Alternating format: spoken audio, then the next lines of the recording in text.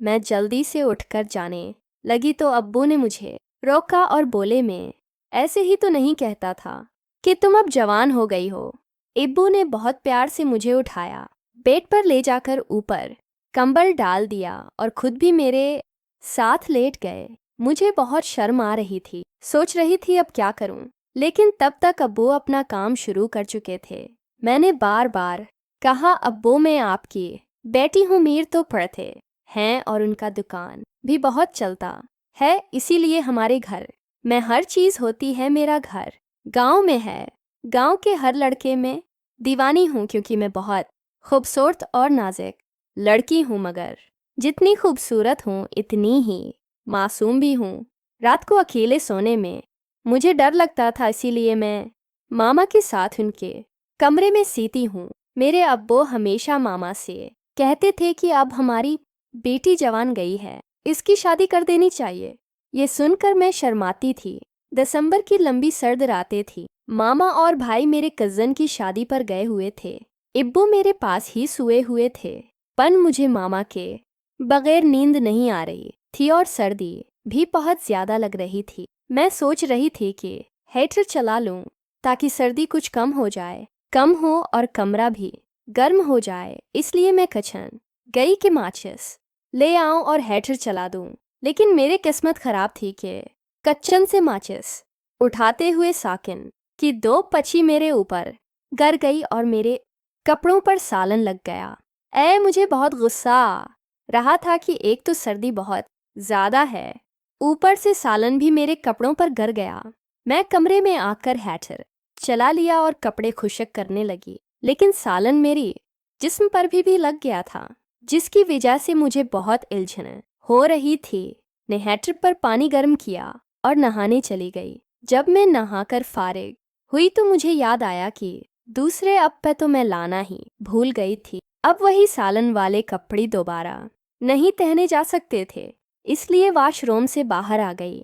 तब तक कमरा भी गर्म हो चुका था और मुझे नहाने की ज़रूरत भी कुछ खास नहीं थी, जैसे तंदूर और पे हाथ रखा हो। तब मुझे पता चला कि मैं नहाकर सीधा ही हीटर के पास बैठ गई थी, लेकिन अब क्या फ़ायदा। मैं जल्दी से उठकर जाने लगी तो अब्बू ने मुझे रोक लिया और बोले, ऐसे ही तो नहीं कहता था कि तुम अब जवान हो गई हो। इब्बू ने बड़े प्यार से मुझे उठाया, बेड पर लौटा दिया, कंबल भी मेरे ऊपर डाल दिया और खुद भी मेरे साथ ही लेट गए। मुझे बहुत शर्म आ रही थी कि अब मैं क्या करूं, लेकिन तब तक अब्बू ने काम शुरू कर दिया था।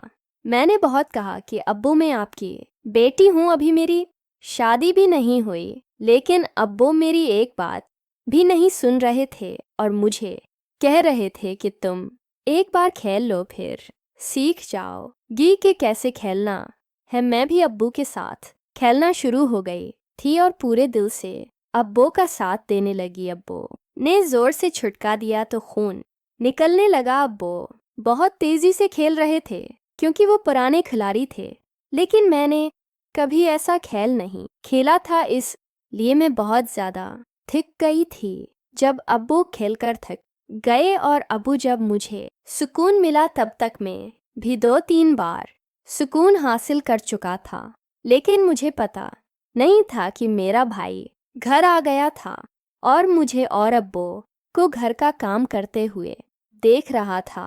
अब अब्बू भी थक कर सो गए और मैं भी। अगले दिन भाई मेरे पास आया और कहा कि आओ मैं तुम्हें बाहर घुमा कर लाता हूँ। मैं रात को अब्बू की वजह से बहुत थक गई थी, इसलिए मैंने इनकार कर दिया और अब्बू और भाई के लिए नाश्ता बनाने लग गई। नाश्ता करके अब्बू दुकान पर चले गए तो भाई ने मुझे कहा कि अलमारी से मेरे कपड़े निकाल कर स्ट्रेट लाहा से कर दूं। मैं भाई के कपड़े निकालने के लिए जब मैं अलमारी के पास झुका तो भाई ने अपना हाथ मेरे कंधे पर रख दिया।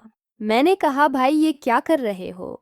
वो भाई ने कहा कि मैं रात को घर आया था और तुमने इब्बो के साथ जो घर के काम करवाए वो सब मैंने देख लिए हैं। ये सब सुनकर मेरी तो जान निकल गई कि अगर भाई ने मामा को बता दिया